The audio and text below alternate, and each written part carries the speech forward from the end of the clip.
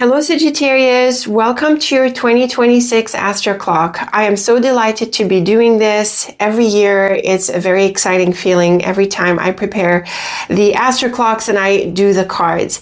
If you're new here, welcome. I'm Leila, the Lenormand Reader, and I use the amazing Lenormand deck. We are doing today our once a year annual forecast where we forecast the year ahead. If you're new to this, you might not know how it plays out. This is a big spread. I call it the Astroclock. It uses all 36 cards of the deck. And it's an important spread because it is the foundation for the rest of the year because we base our monthly forecasts on the annual Astroclock. So welcome again, Sagittarius. I hope you are as excited as I am. Let's go ahead and deal out your cards and see what 2026 has in store for you.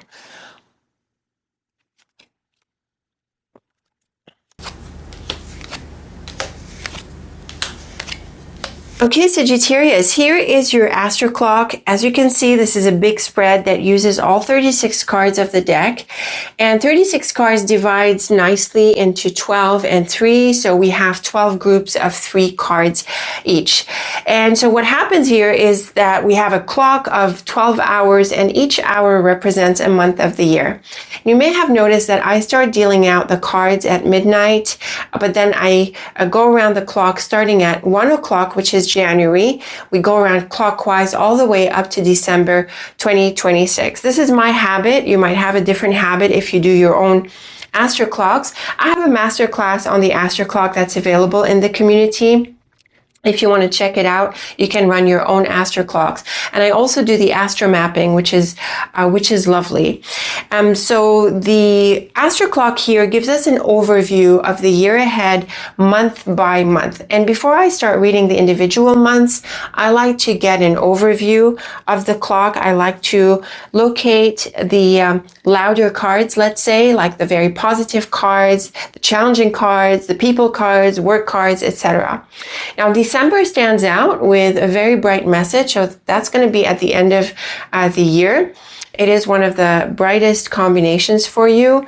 The challenging cards like the Snake and Fox are actually taken up by the Sun. So the Sun is going to help overcome this, and this minimizes the challenges. The April cards here has the Whip. So the Whip is a challenging card, but the Stork really helps overcome this, especially in this order. Maybe the July cards are a bit challenging, and here we're seeing an ending or maybe a delay. But then the rest of the cards are kind of generally positive. March is looking good for money. Money could be well starred. So this is quite exciting. This is quite exciting. It's looking like the challenging cards are muted and taken up by other positive cards, or are in combinations that are not, that sort of neutralize a little bit the challenging cards. So this is lovely. We have lots of positive messages and neutral messages. This is helpful, especially with the Snake and Fox. This is looking very positive, and March is also looking great. And September is also looking nice with the Key. So let's go ahead and do the month to month, Sagittarius. Let's see what is in store for you this year. Now, January, right from the get-go, there is a major uprooting. We have the Scythe and Tree. This is an uprooting, a change. It's like you're cutting off the roots and moving, making changes. And we see it with the Ring. Now, if it weren't for the Scythe, I would have suggested that this is an enduring relationship or an enduring connection that you're going to stick with. But the Scythe changes everything. This tells us that you're going to remove yourself either from a relationship or from some kind of commitment. So from the get-go, you're making deep changes, Sagittarius. Now, February is neutral. It brings into the picture a person. We have the Man, and it is between the Garden and Lily. This points to a meeting, and the lily can mean that it is either some kind of professional, so maybe in your professional network, or possibly a health professional or some other kind of person that is experienced and expert in these ways. So this is someone you're going to see and spend time with. Now, when we do the monthly forecast, we're going to dive more deeply into each of these. 3 cards is kind of short in Lenormand, and it just gives us like an overview of the month. So who this person is, what this meeting is about, we don't really see from just 3 cards, but when we get to the monthly forecast, we'll have more insights. So stay tuned for these. And here we're seeing that the meeting is more or less important. I think that the lily makes this person more experienced, more senior. So it could be someone who is supportive. Now, if this is a personal relationship, it could be a longer term view that you have on the connection. That too is possible. They're not the warmest of cards, but the lily is good for long-term security. Now, moving on to March, these are lovely cards with the flowers. And the fish and flowers is very much about abundance. And the tower and fish can bring up a financial institution. But because of the flowers, I feel the message is brighter. It has to do more with your success and also your long-term security. You could be doing well financially. You could also be enthusiastic about your long-term financial goals. It's a good idea with the fish and tower to focus on big money like retirement, pension, possibly inheritance and things like that. And so the flowers is, it brings that element of abundance. So I really think you're going to feel hopeful and encouraged about your financial success in general. And these cards are also good for money, business, work, projects. So not so much the longer term picture necessarily, but it is encouraging for your financial success in any context. So that's a lovely message. Now, April here, we have the whip, and the whip is a challenging card. It's the most challenging card of the deck. And the dog in stork points to changes in a relationship. So it seems to me, Sagittarius, that you could separate from someone or have a conflict or an argument with someone. But the thing about the stork is that it lightens things up and it does help clear the air. You could move on from this person altogether, or you could just help clarify the atmosphere by bringing up the challenge and confronting the person. And who this person is, just like with the man and woman and all of the people cards, essentially, we don't really see in what context this is. It could be a friend, it could be a colleague, it could be any other person, really. That's going to depend on your specific situation. And also when we get to the monthly forecast, we could get more clues about who this person is. Now, moving on to May, we have the child with the cross and rider, and this is an important new direction. The cross is a card of destiny, and it makes things more important, more significant, and it does bring an element of karma, destiny, and those sorts of areas. Sometimes it's a challenging card. In this context, though, it's not so challenging. It's more about bringing out the importance of this new direction that you're moving into. And also the cross has a having to kind of feel. So at this point, Sagittarius, you are probably not going to be able to postpone this change. You have to move in a new beginning.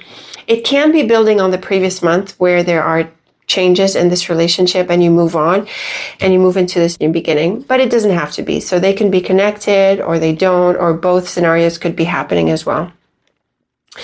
Moving on to June, we have the woman card again. So this is peaceful for a relationship because the moon is a gentle card. And the house is a place, an environment, home, someone's home. So this is an invitation, and a connection here is evolving. You could be invited by this person, or maybe you invite her, but the relationship is sort of building and it is in focus for this month. This could be work related. The moon is sometimes about work and career, or it could be personal or in some other area of your life, like family and so forth. But it's a nice combination, a peaceful combination for, being with someone. There's a peaceful relationship here. Moving on to July, this is a potentially challenging month as well. The mouse is not too challenging. It points to little annoyances, issues here and there, but the bear can aggravate it because the bear makes everything big. So losses that are usually associated with the mouse can be bigger. And then we have the road, which points to, in this context, letting go. So you might have to give up on something here, Sagittarius. You might have to let go. You might feel that it's not really going anywhere, and there's no point in dragging with this anymore. Within the month, though, it sounds like you're still going through the little bumps in this situation. But in August, we could see an ending because we have the coffin right in the middle. Now, what these situations are about, this is flexible. Again, we're going to see when we get to the monthly forecasts. But you are becoming more and more aware that something is not going anywhere and you have to move on. The coffin is a card of endings, and with the letter and book, these are news cards, especially when they show up together. The coffin and book is the end of a chapter. The book and letter is some important news. The letter by itself is about news. So this is likely communicating, finalizing an ending, maybe formalizing it if it applies. You're closing a chapter. So this is potentially significant in your year. This could stand out. And honestly, from the beginning of the year, we're seeing changes. So this is jumping out to me more than other Astroclock Sagittarius. Your year could be a year of changes. Changes, shuffling things around, uprooting, letting go, moving on. We're seeing this throughout. Remember your January cards, and then your April and May cards. And now we're seeing July and August. So I'm seeing a lot of messages, a lot of combinations that are highlighting an ending, and I can confidently say that this is going to highlight your year. Now, moving on to September, we have the bird with the key and ship, and this is good news. This is also the green light, and you're able to move ahead. You could be traveling. The ship is a travel card, but with the bird as well. The bird is usually shorter trips, the ship longer trips. So, you know, how far you go or how long you go for, this is flexible. But the key is definitely helpful. It delivers answers. It gives you the green light. It gives you the go ahead. So go ahead and pursue these travels or pursue these projects.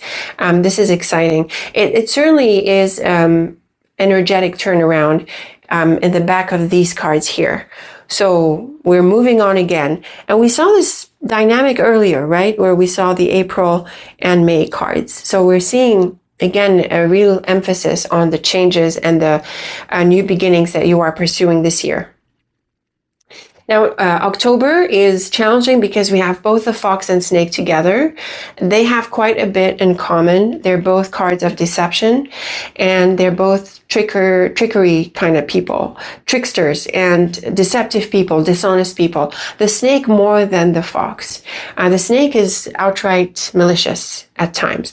Now, the thing about the sun is that it is a protective element here. And the sun is one of the brightest cards of the deck, and it is very broadly bright. So it's like, you know, the sun in the sky, it shines its light everywhere. So this is going to help neutralize the snake and fox. If someone is going to try to play funny with you or try to compromise you, you're definitely going to be able to neutralize them. And in fact, you might even win over them. So this is a lovely message of protection against any such intents. And also, Sagittarius, the fox and snake, while they are challenging cards, they are very smart and clever cards. They're typically roundabout cards. So they are cards that encourage you to go around things, not in the direct way, but in a careful, cautious way, in an indirect approach. And if you apply this approach, you're going to find a lot of success. Now, this you could apply in different contexts. This is flexible, whether it's at work, with people, or something else. Your tactful, diplomatic, indirect approach is going to win you at the end of the day. So lovely cards here. Moving on to November, we have the clouds, mountain, and heart. And again, the clouds is a bit challenging, but not too challenging. And the mountain can be a card of blockages. The heart here can mean a few things. So it's either there is someone away or apart and you miss them and you feel that they're not accessible, or it's that you are able to connect with what you want after a bit of inner stress, a bit of inner tension here. And also you could be traveling because the mountain is potentially a travel card. So the clouds can bring up some complications, but I think you're set on pursuing your goals and objectives. So there's a bit of a resolution kind of energy here where you make up your mind about how you feel, or you are able to connect with what you want. There's like a bit of a realization here through the clouds and mountain, specifically followed by the heart. And like we said, you could be going places, so exploring, going places, and really enjoying this. Now, the December cards are the brightest triplet, I think. I think they are the brightest triplet because we have the star clover together and the anchor is very supportive. So 2 of the brightest cards are showing up together, supported by the anchor. This 2 is kind of general. It points to happiness across the board, healing across the board, and also a sense of strength and foundation. Now, I am curious about the mountain being followed by the anchor. You know, these are the middle cards. We can draw them. I do this in the master class. But you could be moving, you know, or finding a connection in a different place, and, you know, you land your anchor there. You could have a really strong connection, or you could find yourself in a location and it feels good. And it's like you've landed in the right place. So this could be physical through travels, or it could be with your projects, with your work, with your life in general, where you feel you've landed. And notice, Sagittarius, that December peaks with the anchor, whereas the previous cards, we were seeing a lot of changes. So this is definitely a year where you are rewiring your life, changing where you live, how you do things, and you will find the right situation at the end of the year. So this is a very, very beautiful message. It takes a few months to achieve, but it sounds like this is the purpose of your year. And I have to say, Sagittarius, that this stands out for you a bit more than others. A lot of the Astroclocks that I've read so far are easygoing, with a few some of the signs having a few standout months. But for you, the year as a whole is working out to be a significant transformation. And it peaks in December. So it's like there's this whole build up where the whole year is about rewiring and adjusting and changing and pursuing new directions.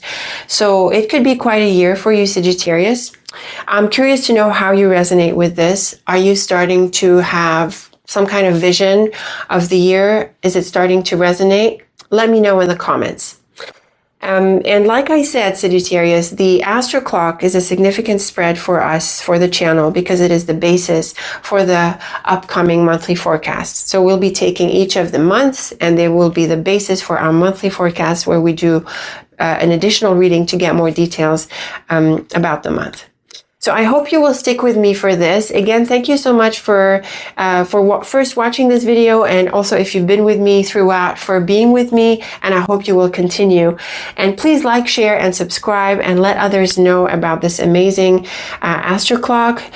We're kind of unique with it here on the channel, so it's good to have it for a variety. Very best of luck with 2026, Sagittarius. Thank you again for tuning in, and until next time, take very good care of yourself.